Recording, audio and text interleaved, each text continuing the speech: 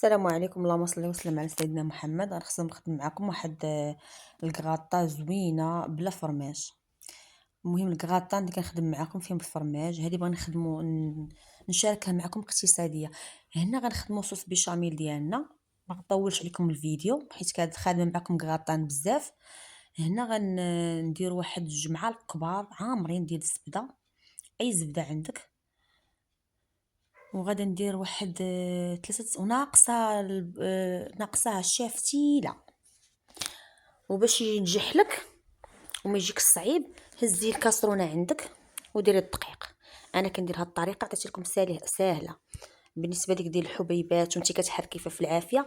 اكثريه ما كتصدقش ليهم، كيحبب ليهم داك الصوص بيشاميل، كيوليو شارينو جاهز. هنا عطيتها لك اقتصاديه انايا ساهله. كتهزي الكاسرونه عندك وكتخدمي هاكا، كتخدمي فيه حتى ديك الكاسرونه اصلا شاده السخونيه، فهمتي؟ شاده ديك السخونيه، وفي نفس الوقت حنا كنحيدو في ديك الحبيبات. اكثريه الناس اللي كنعرف انايا كيقول لك ما كيصدقش ليهم، كيحبب ليهم بداك الدقيق. ها نتوما شوفوا هذه ساهله، قزي عندك الكاسرونه حيت فيها السخونيه وخدمي بالبيشاميل ديالك مزيان. هاد الطريقه ساهله، صافي كتكبي الحليب ديالك كامل وتخليه. وبالنسبه للصوص بيشاميل الاخرين انا كنطحن. اللي ما عندوش الخاطر بحال هكا يبقى يدير كلشي في مولانيك تطحن.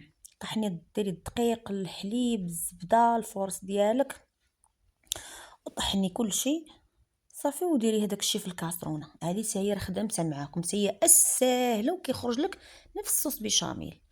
هنا هاد الفرماج كيجي واعر. كتحلفي على الكغاطان ديالك بانك بانك معمراها بالفرماج. هانتوما شوفوا راه الفرماج درت 3 صراحه. غطلع لك رخيصه واقتصاديه، 3 دراهم. حسن اكثر حنا كعارفوا الكغاتان كتبغي ديريها ولا شي حاجه كتفكري الفرماج.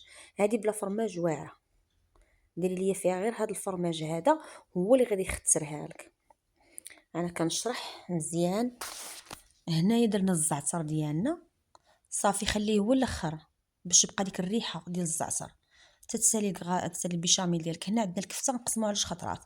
النص غنخدمو بصوص ديال المطيشه، والاخر غادا هانتومايا غناخد هنا واحد 2 معالق ديال المطيشه ديالتنا اللي مصاوب لاصوص ديال المطيشه بحال لاصوص ديال البيتزا.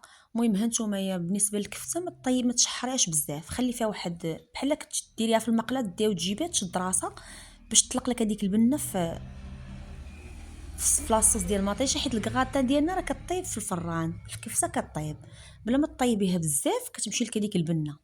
هانتوما راه كنديها ونجيبها هانتوما صافي. وغادا ناخذ المطيشه ديالتي باش ما تجينيش ناشفه. الطريقه اللي كندير لك ديال الكفته واعره، ما تجيكش الكفته ناشفه. هنا واحد البصل، واحد نص بصله، معها واحد البيض ديال الثومه وشويه زيت العود. وكتزيد من الصوص بيشاميل ديالك وكتحطي وشويه الزعتر، شويه البزار، شويه ديال ها كون عندك شويه الكوزه ديريها، ما عندكش بلاش. عندك واحد النكهه ديال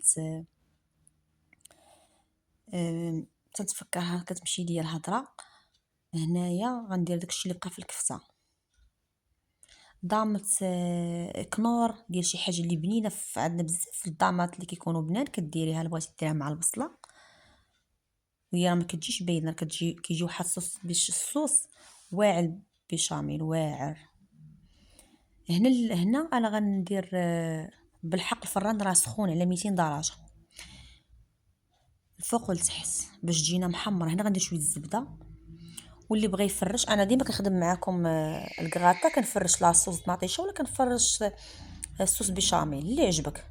انا قلت غنديرها من الفوق وغادا تهبط، ولكن الصراحه واعره. اللي فرشتي شويه صوص بيشاميل عاد باش درتي مكرونه ديالتك. هنا كنديروا هذيك واعره ما شاء الله وزاله. هاد لاصوص ديال المطيشه بالكفته، شوفوا المنيضر ديالها كيبان كيشهي. مني كنصاوب فيها كنقول لكم غير قويت شويه مطيشه. هنا ديري لي اختي واحد الايطرو باش تجيك الكغاطه واعره بزاف. هنا راه غادا ندخلها، غادي يولي بحال الفرماج، يعني ما كاينش الفرق ما بينها وما بين الفرماج، جات واعره بزاف.